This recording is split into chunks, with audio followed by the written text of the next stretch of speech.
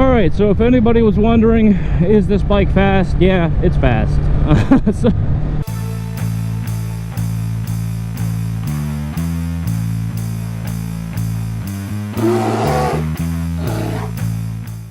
Alright, and hello everybody. Welcome to the review of the Honda CBR 1000 RR.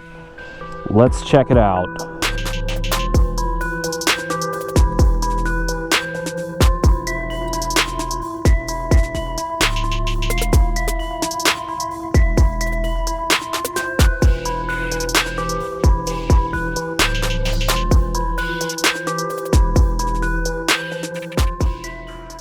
Guys, this is the first bike that I've reviewed on my channel that I think a lot of non-motorcyclists can kind of understand and get the point of. It is your crotch rockets for all you gray-bearded Harley guys out there. So lovely, like to point out, you are going to be leaned over, you are going to be somewhat uncomfortable, and sacrifice a little bit of that practicality, comfort, and all that other stuff in sake of performance. This is a used bike that came into the dealership. A very good friend of the dealership traded it in on a new Kawasaki H2, so a bit of a step up there. But as you can see, 2017 with the matte black and red, Honda did make some good updates in 2017 to this bike. Brought some electronics into the realm, traction control, engine braking, ride-by-wire with power levels. We'll get into that more in the midst of this review. I think for now, we should just kind of get her rolling and see what she can do. Honda did incorporate the kill switch and start switch right here in a rocker. All one button. Hit that. She starts right up. Again, a bit of a departure from the other bikes I've reviewed on this channel. Considering every other bike I've reviewed thus far probably has more suspension travel than the Golden Gate Bridge. As you can see, full TFT color display on this bad boy. First couple of things I gotta mention, just from sitting on the bike, getting on it for that first time, it feels extremely light, and Honda really went out of their way this time around, back in 2017 that is, to make the bike extremely light. And with a wet weight around of 430, I'd say they did a pretty good job this side of Ducati in making something that has a 1000cc displacement but feels quite light between the legs. And I must say that translates well on the road as well. Honda removed almost 4 pounds from the rotating mass of the engine, and it really feels light. Engine spools up rather quickly for an inline 4. Nice and snappy. While we're on the topic of the engine, let's go over and get the big spec out of the way. 189 horsepower, up 10 from the previous year.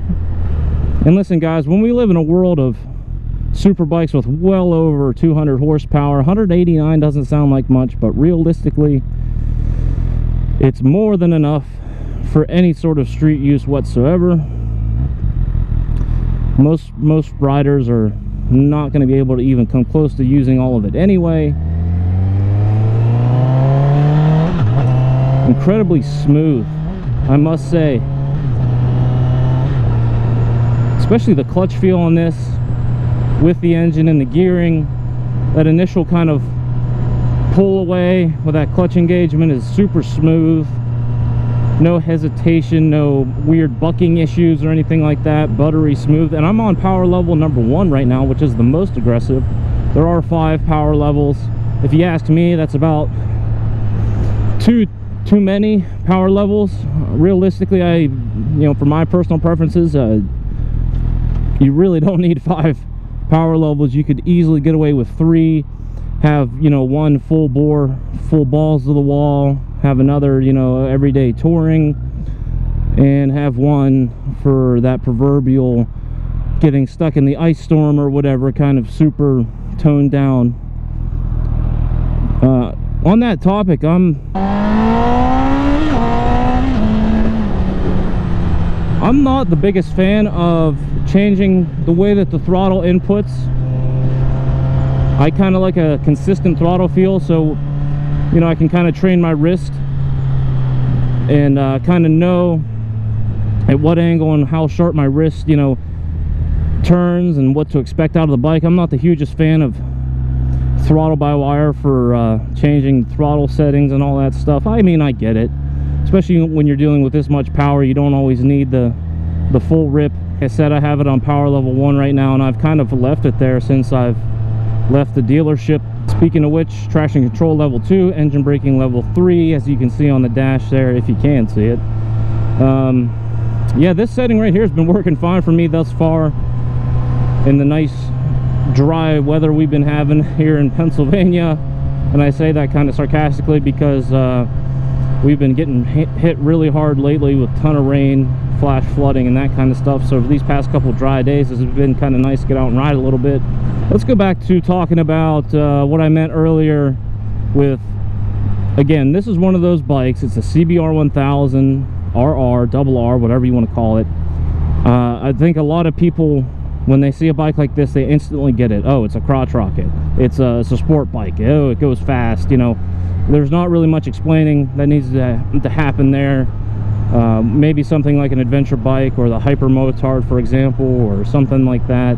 I feel like a lot of people are like, well, you know, why would you use that? I've heard a lot of motorcyclists even say, you know, there's only really 2 kinds of bikes. There's cruisers and sport bikes. You want to go fast or you want to go slow. Kind of have that attitude, and that's kind of a shame, really, in my personal opinion, because you're leaving out a lot of bikes there. Yeah, they're all built for different things and suit different purposes, and I've owned pretty much one of each type, and there's definitely credence to be had in each one. Now let's talk a little bit specifically about the CBR. This bike is so Honda, it's not even funny. Maybe it's a little funny. Here's the thing with a company like Honda. I mean, they have the R&D and the engineering and the technology to do whatever they really well please, and they could make the most throat-ripping, unrideable, feral race machine ever, but that's not what they did here. They really knew that this bike was going to see probably some track use by most of the riders, but majority of the time it's just going to be on the street, so they made some compromises for that. With that in mind, I should say. Costs too. I mean, Honda, you know, wants to maintain a reasonable price point, and you can see some of that in that, you know, Showa forks, Tokiko brakes, which are not bad, but they're not the most premium things right off the shelf either. And of course, I'm talking about the CBR double R right here. Of course, there is the SP and SP2 that are really more of those outrageous race focused machines, and then that's a whole different beast on its own. But let's switch gears a little bit and talk about ergonomics. This is a relatively comfortable bike for what it is. Again, you're still going to be leaned over, you're still going to have that aggressive riding position. It's a super sport, let's face it. It's going to be leaned over and aggressive with clip-on handlebars, a high seat, and relatively high rear sets. That being said, though, this is sort of relaxed in my opinion. Not too bad. I mean, I wouldn't want to go across the country on it or nothing like that, but with that smoothness of that motor, more than easily rideable. And as you can see here, we're kind of in traffic right now, not really putting the beans to the bike here, and I'm not having too bad of a time at all, just kind of moseying along. The mirrors are absolutely fantastic for looking at your forearms and elbows. Not much other than that, though. I mean, you can kind of do one of those things, kind of tuck your arm out of the way and look behind you real quick there, so I guess that's good enough. The turn indicators on the front are up in the mirror. Some people love or hate that. Again, super quick revving engine, and those downshifts match gears quite easily. We'll get up into the mountains here in a little bit. We'll get a little bit twisty, and we'll talk about some handling characteristics. I must say, I really do like the looks of this bike. Not my favorite looking bike in the world, but it's not bad either. I do like the matte black and red combination. I think it looks pretty sharp. Really nice positive engagement on the transmission, very Honda. after riding that Ducati V4S, you kind of do get a little bit spoiled. So I must say, this is an incredibly fast bike, the CBR is, but it's kind of hard to hold a candle to that V4S after you've ridden that. It kind of sets the bar a little high. So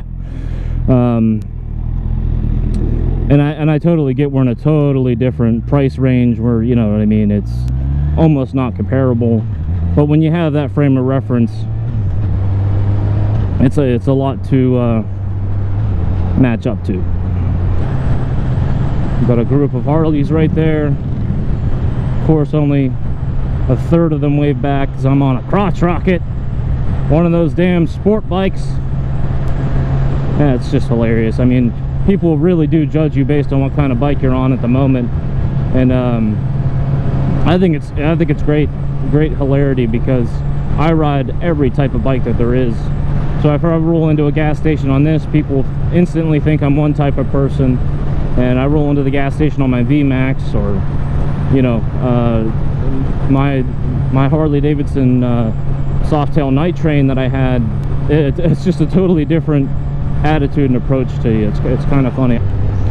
All right up here we're going to split back into 2 lanes. I'm going to be making some passes here.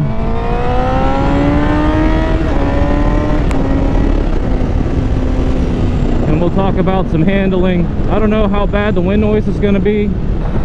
Again, keeping in mind this is a 1000cc sport bike. The thing leans over really well. Has very little resistance to throwing that thing over.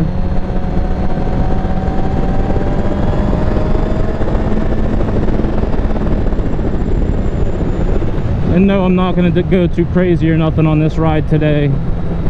It's not my bike, so I think right here really is where these super sport bikes really become quite comfortable. When you got enough forward momentum going on and the wind hitting you, kind of keeping that pressure off your wrists, it's not too bad at all. I hate when people do this. The person in the left lane is going exactly the same, if not a little bit slower, as the person in the right lane, therefore blocking anybody that would try to pass. Like, if you're going the same speed, just get in the fucking lane and stay out of the way. I guess while we got some time here, I'll kind of talk about my breakdown on super sports in general. To be totally honest with you guys, I think they're kind of useless for the street. Really, they're at home on the track. That's what they're meant for. It's like having a race car. The thing is, you can only do so much on the street in terms of performance anyway, and there are so many brilliant bikes out there that are so much less compromised in terms of comfort and practicality, that have almost as much performance, that it really doesn't warrant this type of machine on the street. For example, I'm a huge fan of naked bikes. I love the Ducati Monster, love the Speed Triple. I own an FZ10. Any one of those bikes, realistically, in performance on the street, would be right there with this, with the exception of some ripping high triple-digit speeds and stuff like that. Which, I mean, how often are you doing that anyway? Plus, I mean, with a much more usable power band, I could not justify having one of these bikes as my only bike and as a street bike. Track bike, sure. Third bike, sure. You know, if you just want to go out and really rip and be aggressive. But as a day in, day out bike to ride around, there's just so many better options out there, even considering the speed and the horsepower and all that stuff. So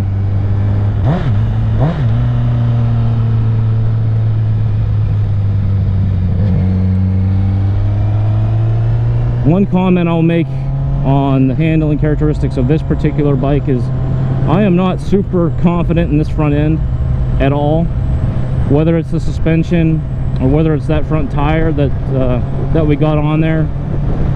The owner did do a track day on this right before I'm taking this for the review, so I don't know if that just destroyed the front tire and obliterated all my confidence going in those really hard leaned over turns. But it's just when you're pushing really hard and you have the bike leaned over, it feels like the front end just wants to push it a little bit, and it's not the greatest feeling ever. Really makes you want to grab on that brake and really slow you down, and stands the bike up, and you're kind of, it's just a not a great situation, not very confidence inspiring. Again, I don't know if I'm going to blame that on the CBR or I'm going to blame that on that front tire, but either way, just not a bike you feel super confident going, you know, 10/10ths on, if you know what I'm saying. All right, so if anybody was wondering, is this bike fast? Yeah, it's fast. So, again, it's kind of funny and disheartening to me at the same time how people will come into the dealership, look at a bike like this, you know, whether it's a CBR 1000, CBR 600, ZX6, ZX10, 959, any super sport, okay, and they'll walk over and be like, oh man, this thing's so sweet, you know, this and that. Hey man, what's the top speed on this? And my immediate first thought is, well buddy, you're never going to hit the top speed on this, and you're not going to do it. I mean, unless you're really have a death wish or end up in jail, the top speed is really irrelevant on the street. It really is. I'm sorry. So if your first and only concern is what the top speed is on a bike like this, I honestly think you're riding the wrong bike. I think you should maybe go ride a Honda Grom or Z125 Pro and hit the top speed on that all day long and feel totally happy and confident with yourself that you've hit the top speed on that bike. Yeah, this is really the wrong platform to challenge the top speed on the street, for sure. And I think at the core of that question, they really just want to know, you know, is it fast? And the answer is yes. So again, kind of going back to my V4S comparison, obviously this bike, you know, kind of hard to hold a candle to the V4S, but that being said, the performance is there. For most people, this bike will well outperform most people's riding capability. The one thing I will say though in comparison is you do have to work a little harder on this bike than say something like the V4S or BMW S1000 RR, that like it's so easy to go fast that it's dangerous. It's just so natural, and you lean it over in the corner and it sticks, and it's like a razor blade, and you can cut through stuff like you're on a rail. This doesn't quite feel to that same level as those higher end bikes, which is understandable. It's not a knock against Honda or this bike. Like I said, the SP and the SP2 I'm sure feel absolutely fantastic, and that would be more comparable to those other bikes. But what I'm really trying to say is, I guess for the middle of the range kind of market on these leader bikes, there is a definite difference. On the higher end, the more premium bikes, there's definitely you know, there's a reason why they're 30 grand. I think the comparison was made for the last 10% of performance is a whole another 90% worth of effort, which really makes sense, because I would say this is absolutely 90% performance wise of those bikes, no doubt about it. But it's just that last little bit that really pushes it to the next level. We're going to turn on to one of my favorite roads in the world to ride on thus far. It's been featured in a couple of my videos, namely my most viewed video where I'm riding the VMAX,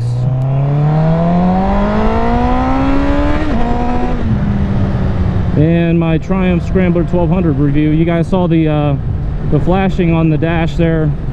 Maybe you saw that. What that is there you can set your rev indicator. Right now I think it's at 7200 RPM, so where that'll basically like a shift light build up and start flashing to let you know you're at a certain RPM, which is cool. You also do have a lap timer on this bike, which you can use with that button right there. So if you are on the track and you want to keep track of your times or whatever, you can do that as well.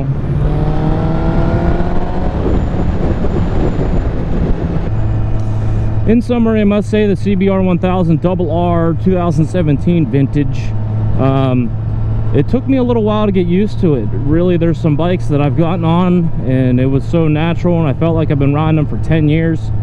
This thing really took a good couple days of some decent riding to actually get me to the point where I felt super comfortable and fluid with it. Whether that's an ergonomic thing or whatever. But once you get a little settled in, gotta say it's quite comfortable for a leader bike. On that topic though, I will hammer this home, going over that bump. The suspension on this is a little harsh, I must say that.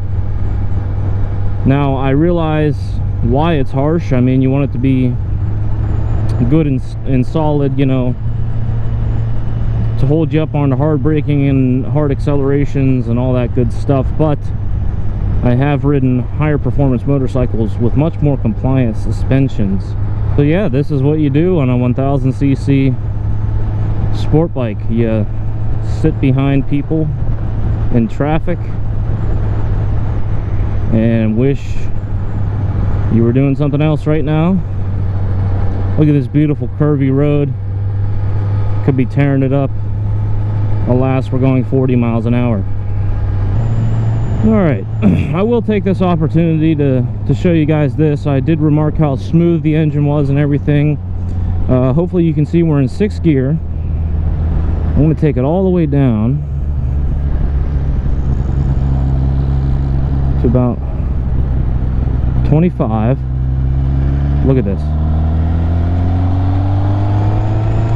Slightly roll on. No huss, no fuss. Pulls itself right out of it. That is freaking awesome. Super smooth linear power delivery from Honda.